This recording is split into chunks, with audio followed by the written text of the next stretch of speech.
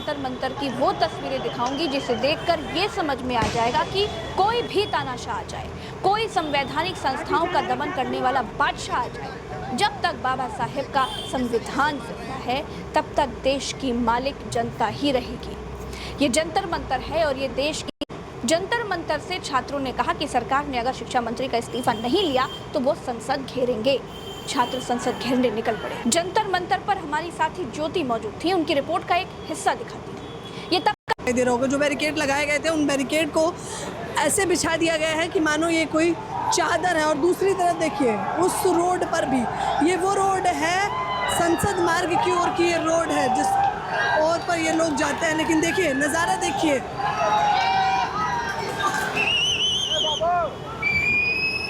दिखाइए कैमरामैन ऊपर की तस्वीरें अगर आप दिखा सकें।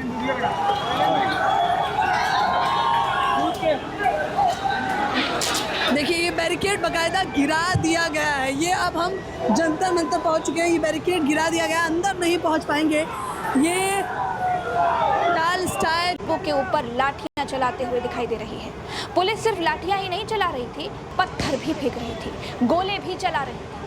इसी बीच कोकरोच जनता पार्टी ने मोदी सरकार के सामने 3 मांगे रखी हैं। सीजेपी ने सरकार के सामने पहली मांग रखी कि सामाजिक कार्यकर्ता सोनम वांगचुक को अस्पताल से तत्काल रिहा किया जाए। दूसरी मांग में पार्टी ने केंद्रीय शिक्षा मंत्री धर्मेंद्र प्रधान को पद से हटाने की मांग उठाई, जबकि तीसरी मांग के तहत नीट यूजी 2026 पेपर लीक के बाद कथित तौर पर जान देने वाले छात्रों के परिवारों को 1-1 करोड़ रुपए के मुआवजा देने की मांग की गई है।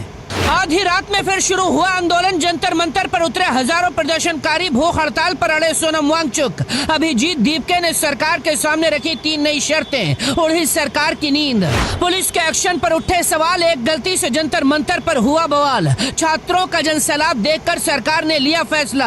आधी रात में धर्मेंद्र प्रधान के इस्तीफे पर बड़ा ऐलान। 20 जुलाई को जंतर मंतर पर पुलिस और प्रदर्शनकारियों के बीच क्या हुआ पूरी दुनिया ने देखा। पुलिस ने बैरिकेडिंग लगाकर प्रदर्शनकारी छात्राओं पर लाठियां बरसाई थी।